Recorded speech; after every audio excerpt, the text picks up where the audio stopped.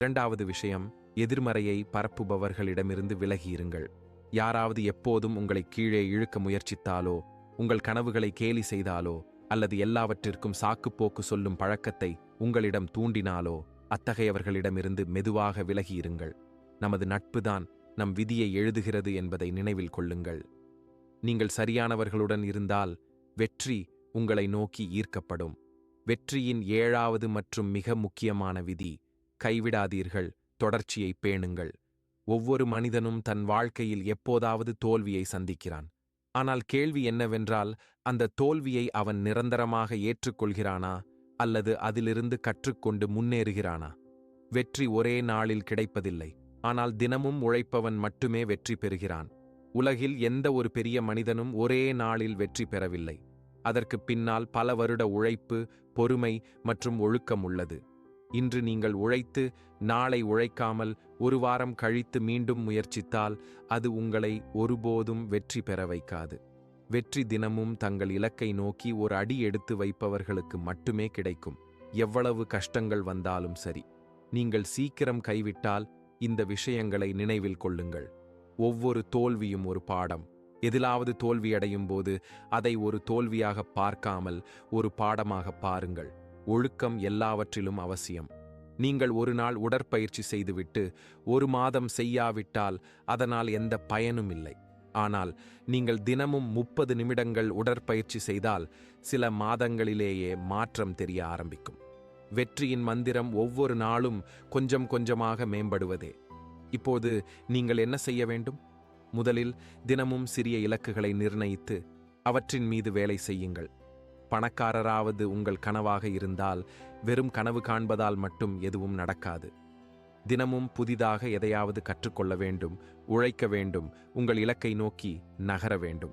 இரண்டாவது விஷயம், பொறுமையாக இருங்கள். வெற்றி கிடைக்கும் வரை மனம் தளர விடாதீர்கள்.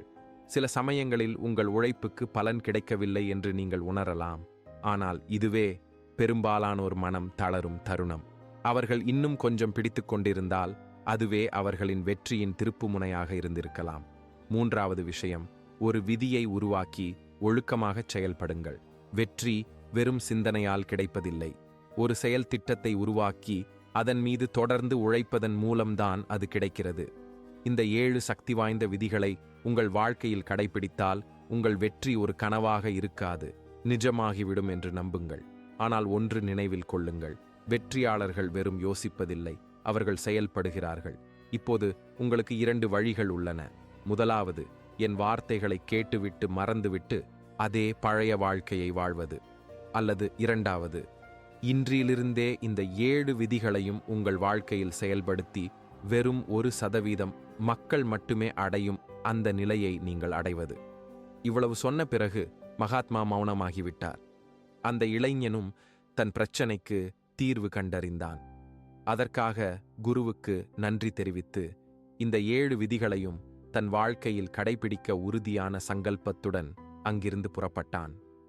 நண்பர்களே, இந்த வகையான வீடியோக்களிலிருந்து நீங்கள் நிறைய கற்றுக்கொண்டீர்கள் என்று நம்புகிறேன்.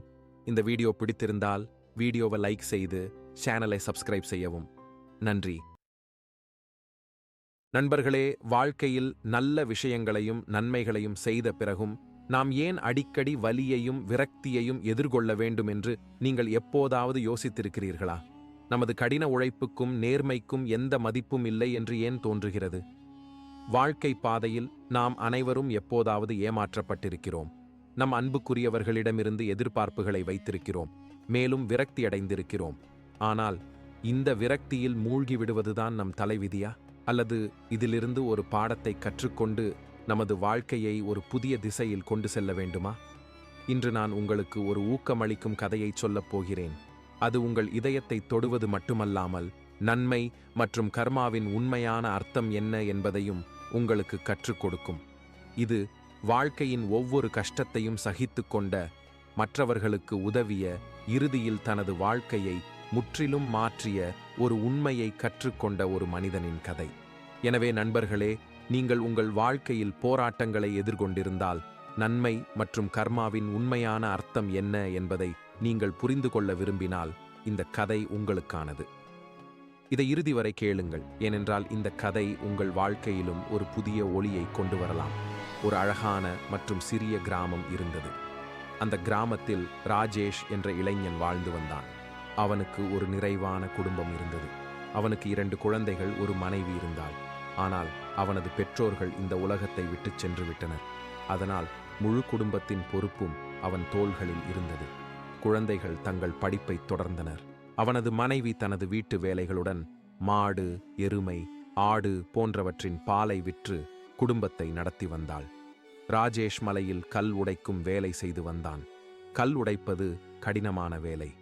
நாள் முழுவதும் வேலை செய்துவிட்டு இரவு சோர்வாக வீட்டிற்கு திரும்புவான். ஆனால் இவ்வளவு கடினமாக உழைத்த பிறகும் கிராமத்தில் யாராவது உதவிக்கு அழைத்தால் ராஜேஷ் ஒருபோதும் மறுக்க மாட்டான். அவனது வாழ்க்கைக்கு ஒரே ஒரு கோட்பாடுதான் இருந்தது. நான் மற்றவர்களுக்கு உதவினால் இறைவன் எனக்கு துணை நிற்பார். இறைவன் எனக்கு எந்த தீங்கையும் செய்யவிட மாட்டார். ராஜேஷ் இந்த கோட்பாட்டை மிகவும் கண்டிப்பாக பின்பற்றினான். இந்த கோட்பாட்டின் மீது அவனுக்கு அவ்வளவு நம்பிக்கை இருந்தது. வெளியே இருந்து ஒருவன் அவனிடம் உதவி கேட்டால் அவன் தனது வீட்டு வேலையை கூட பாதியில் விட்டுவிட்டு அந்த மனிதனுக்கு உதவச் செல்வான். இதனால் அவனது மனைவி மிகவும் கவலையடைந்தாள். அவள் அடிக்கடி ராஜேஷுக்கு விளக்க முயல்வாள். முதலில் உன் வேலையை செய், உன் குடும்பத்தை பார். நமக்கு 2 குழந்தைகள் இருக்கிறார்கள்.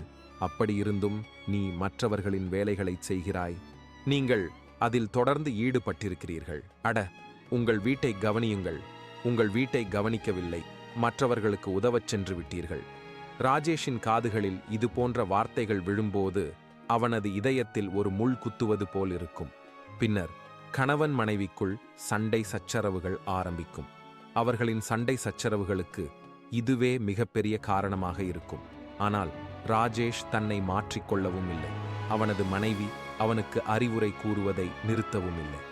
இதனால் அவர்களுக்குள் அடிக்கடி சண்டை சச்சரவுகள் ஏற்பட்டன. கிராம மக்களை பொறுத்தவரை அவர்கள் ராஜேஷின் இயல்பை அறிந்திருந்தனர்.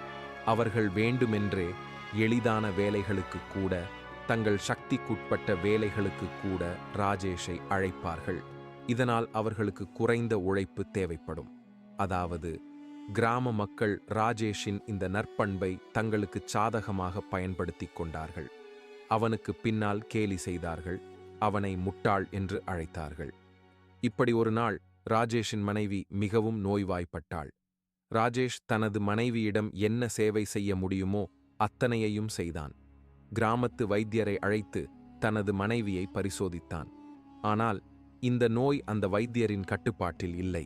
அதனால் அந்த வைத்தியர், நீங்கள் உங்கள் மனைவியை நகரத்துக்கு அழைத்துச் சென்று ஒரு பெரிய வைத்தியரிடம் காட்டினால் உங்கள் மனைவி உயிர் பிழைக்கலாம். விரைவில் நகரத்துக்குச் செல்லும் ஏற்பாடுகளை உங்கள் மனைவியின் உயிருக்கு ஆபத்து வந்துவிடும் என்று